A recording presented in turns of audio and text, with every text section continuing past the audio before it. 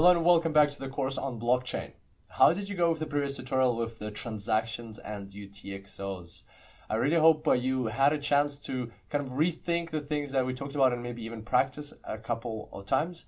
And today we'll talk about where transactions fees come from. We'll definitely continue practicing what we learned previously to solidify that knowledge, but we'll build on top of that a little bit and we'll see where the fees come from. So let's get started.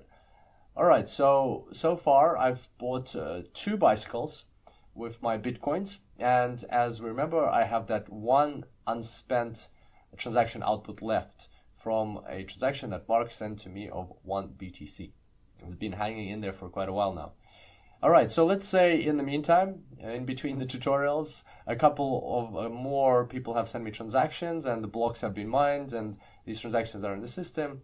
And so here they are. So Sarah sent me 0.1 BTC, Adlan sent me 0.4 BTC, eBay sent me 0.3 BTC, maybe I sold something there, and Adlan sent me again 0.3 BTC.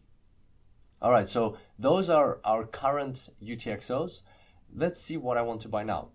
And today I want to go and buy a third bicycle for 0.9 BTC and an apple for 0.02 BTC. So I was walking home and I saw an apple and I decided to buy it because I wanted to eat it.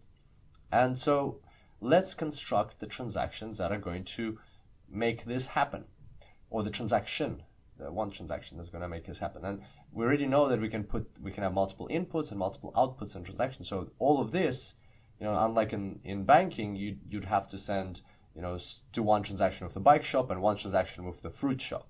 In blockchain, you just do one transaction and you get everything done right away. All right, so our inputs, how much do we need in total? Let's calculate that. We need 0.92 BTC. So what UTXOs can we take to combine them into 0.92? So if we take, let's have a look. Let's get started. So input, we'll take the 0.4 from Adlan because that's the biggest one. And then we'll take the 0.3 from eBay. We'll take the other 0.3 BTC from Adlan. And interesting to note here that Adlan sent me money twice, but that doesn't get aggregated into one UTXO. That's separate transactions that happened, and they need to continue. They need to feed into another transaction, and in this case, we're letting them feed into this transaction.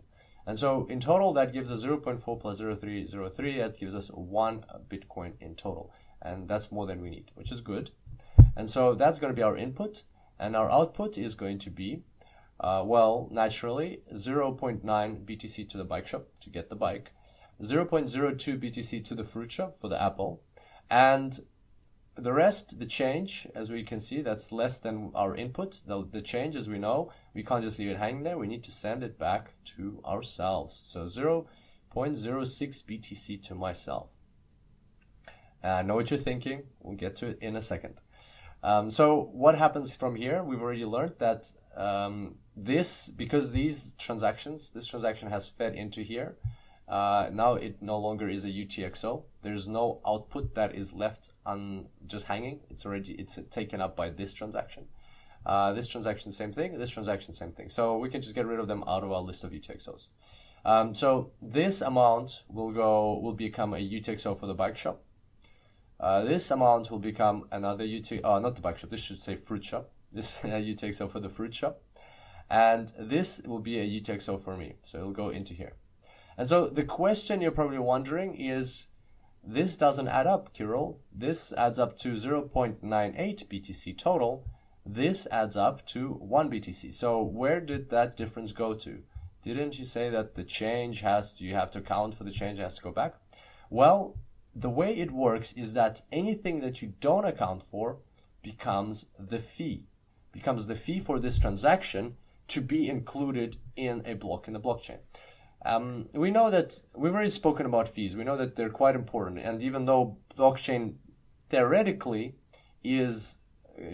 can be free, you don't have to pay fees. Nobody's making you pay fees. At the same time, there's a competition going on. Miners are putting these blocks in, and there's a lot of transactions that are waiting in the mempool. So if you want your transaction to actually be accepted, you need to put a fee. You need to kind of volunteer a fee or bid a fee, I guess. And so the higher the fee, the more likely the transaction will be accepted sooner. And so the way you specify the fee is you don't actually, there's no field to say the fee is going to be this. The fee is calculated automatically. What they do is they just take the total output that you have, or the total input minus the total output, and whatever the difference is, it is assumed that you want that to be the fee, and that's where the fee comes from. And so that's where the fee originates.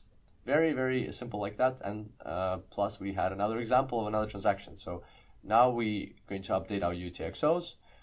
So that's UTXO for the miner. But now we're going to update this UTXO here. Ta-da, that goes to the miner.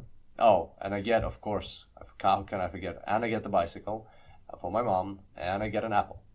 And now we update this. As we can see, those UTXOs got removed, and now we have the me to me, well, it should be 0.06, no dot here. UTXO, there we got. So there we go, that's how fees work. And now let's have a look at some real life transactions that and apply our knowledge in the real world. All right, so I have the blockchain.com website here, and if we go to data, and then we pick any block, let's say the top block, and we go down, you'll see here the transactions. And so the first transaction, we haven't spoken much about this, but it's very easy. It's always the coin-based transaction. It's a transaction that pays the miner the reward for mining this block, which is 12.5 Bitcoins currently. And it also includes, as you can see, it's a bit more because it includes the fee that the miner gets for this block. So all the fees for the transactions that were paid in this block, they get aggregated here as well, and that's the total amount.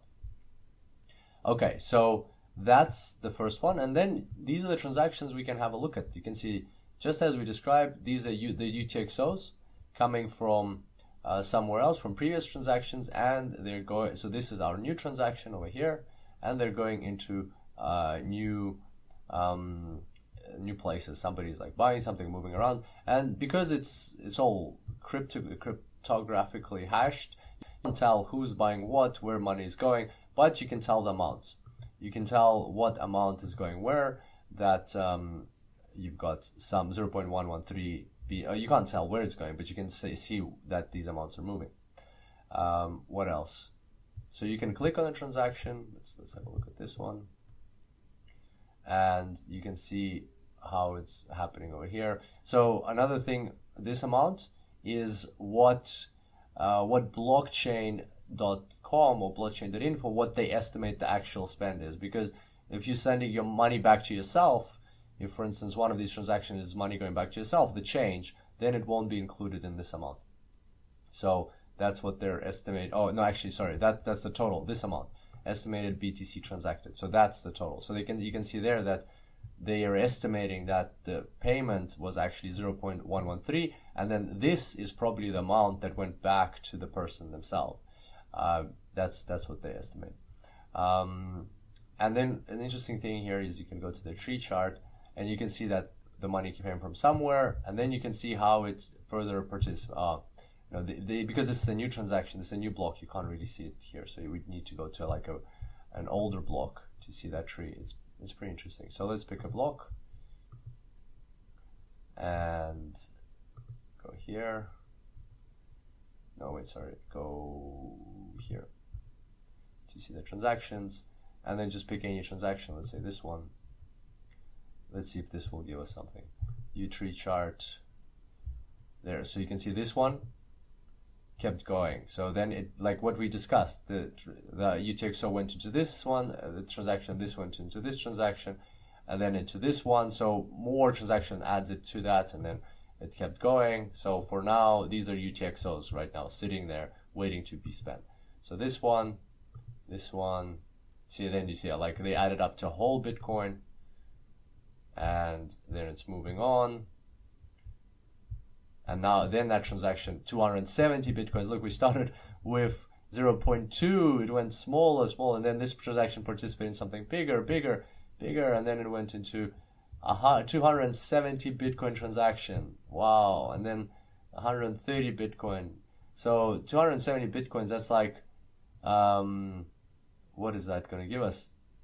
270, so it's like $2 million. That's a $2 million, because if Bitcoin is about $10,000 right now, so that gives us 200 times, so yeah, $2.7 million transaction. And then 3 Bitcoins here, and then it's split out like that. So this is pretty cool, isn't it? So you can explore, and at any point in time you can, yeah, you probably would need to, you could probably look up this transaction somehow, I guess. Maybe we can try put it in here. Nope. All right, so that didn't work like that. Well, I actually thought you could look them up here. All right, well, yeah, how can I look up a transaction? See, like it's supposed to work like that. Okay, well, no worries. So you can see how powerful that is, and you can see the whole concept in action. So just feel free to go here and pick any block. If you take like an older block, you will see like a deeper block, you'll see there's more potential to go through it. And once again, so you just go into the block, you pick your transaction. Look at that, that's huge. But this is not a recent block, but anyway, regardless. So you just pick a block, you pick your transaction, you click on the header there, and then you click view tree chart, and you can have a look around and see how it was, how it developed from there. Once again, if you take a deeper block, then there will be more to the tree. All right, so I hope you enjoyed today's tutorial. It was quite fun, and now we know how transactions work, what UTXOs are, where fees come from, and in the next tutorial we'll take that a step further. And I look forward to seeing you there. Until then, enjoy blockchains.